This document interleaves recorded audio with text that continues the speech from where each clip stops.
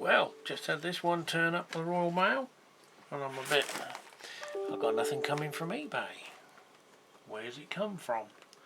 And I remembered last week between Christmas, I had a look on Model Junction Slough, who are in the process of closing, or have closed really, but they're just clearing out the remaining stock. And I had another little browse around there, and there was a couple of bits I wanted. So obviously I made the visit worthwhile. So I'm assuming that this parcel is from them, unless someone's sending me a bomb.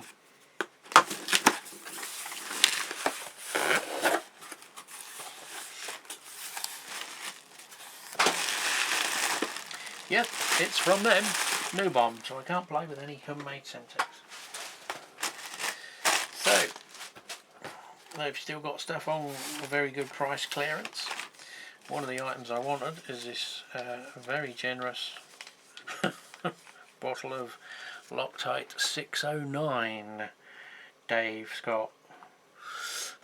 It's for securing gear wheels. Apparently, a retaining compound, flywheel cement, sold by A-Line, but it's basically a Loctite product. I think I bought two of them, I'm not sure. They had some cheap knock figures, well, cheaper than normal knock figures.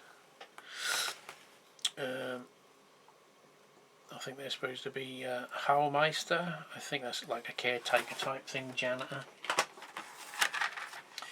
Scene Master, I can't remember what this was, Quarry Terminal Workers, but basically, well, there's a guy with a safety harness on, so you could put him on scaffolding. There's some other, I don't know what he's holding there, some kind of grid scaffoldy type thing, I don't know, but yeah, you get the idea. You can pose them in little scenes. I tried some. They had a little bit of this weathering powder. My first venture into buying weathering products. Obviously you only get the choice of what they got. It's Monroe Models from St. Cloud, Minnesota. Terracotta. Quite a decent size as weathering powders go, because I know a lot of them ain't very generous. A medium rust, or if you own any modern car, that comes free after about 10 years. And ash, which obviously can also suffice as concrete dust or whatever, because basically it's just grey powder, isn't it? Some more Easy Line. This is the thinner stuff to simulate power line cables, telephone, but obviously it's a bit like fishing line. If you do pole fishing, pole flight, obviously this is a hell of a lot thinner than that stuff, but basically I think it's like a silicone rubber. So if you use it on your telegraph poles and such like, and you put your arm down, it just stretches and doesn't snap all your telegraph poles or power cables. Tough Tack cement. Hopefully it hasn't gone off. Doesn't feel like it. I got that to as a cheaper alternative to WWS/Pico products, because obviously again it's in clearance. So, and with that in mind, I also bought the last remaining bottles of basing glue, which is again a World War Scenics product. As you see from probably the last bit, I'd already been shopping on WWS's website and didn't buy any because I knew I'd got this coming for about half the price. I think these were $3.99, around about that. I haven't got a receipt in here to tell me any prices. And then I bought some brass. Well, one of them's literally a very fine, it's almost like a strand for handrails, and then some other small brass wire, which doesn't say what gauge it is. 6 pieces, 2 to 3 each inches. Oh, that's 0.20. and the other one is 0.22. That's of an inch, thousandths of an inch. What we got here? Jumper material. That's just basically a vinyl rubber to use as cabling on locomotive front ends and things. So we got 22 thou, 46 thou, and what was this one? 0.6 or kin small. Real fine.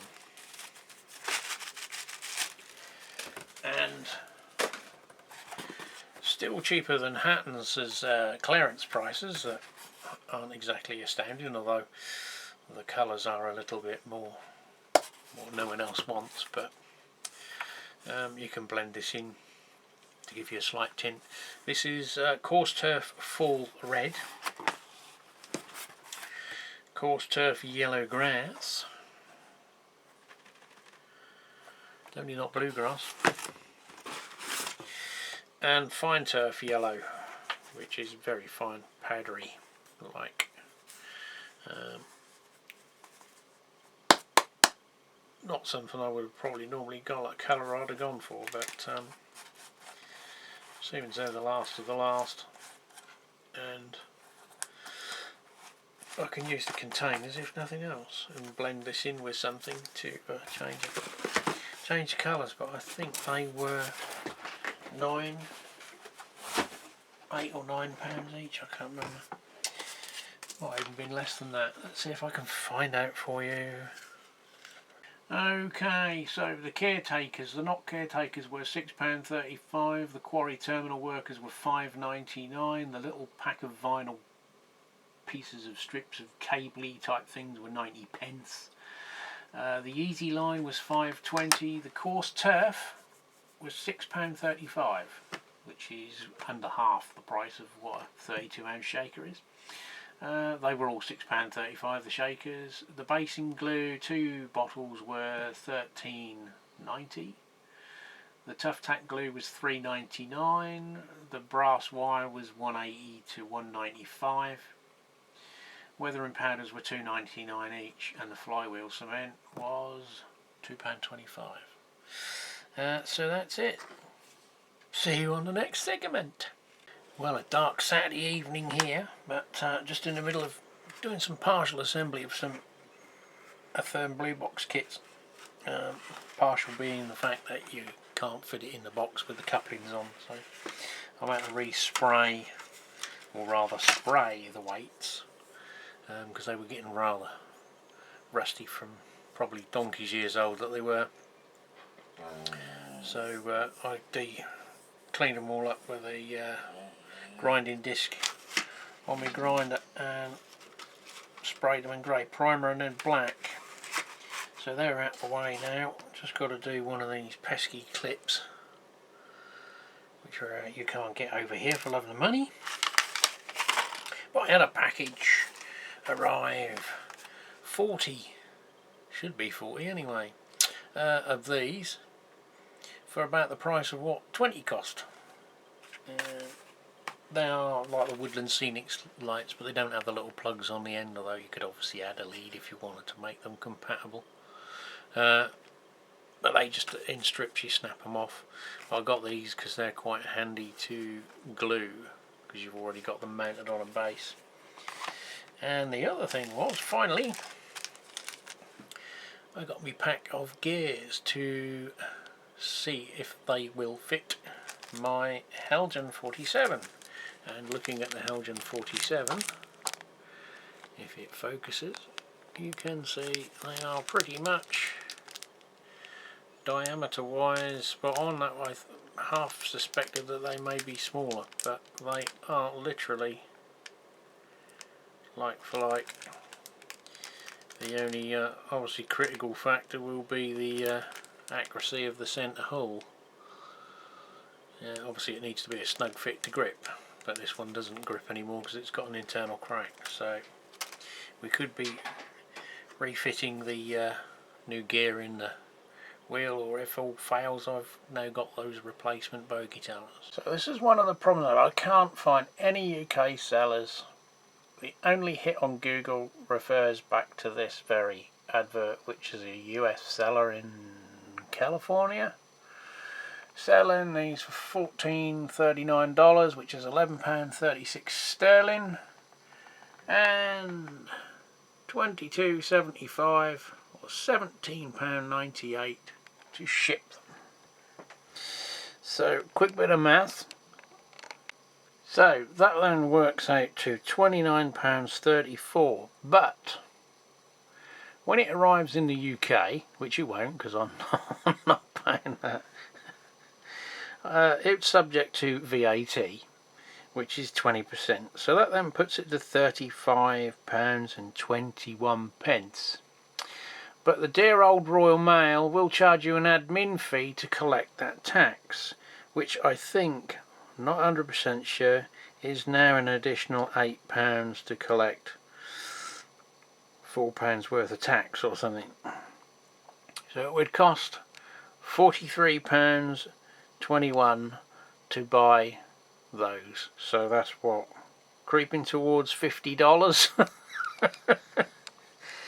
This is why not many of us ship anything from the US. We got our tax and this ridiculous postage charge.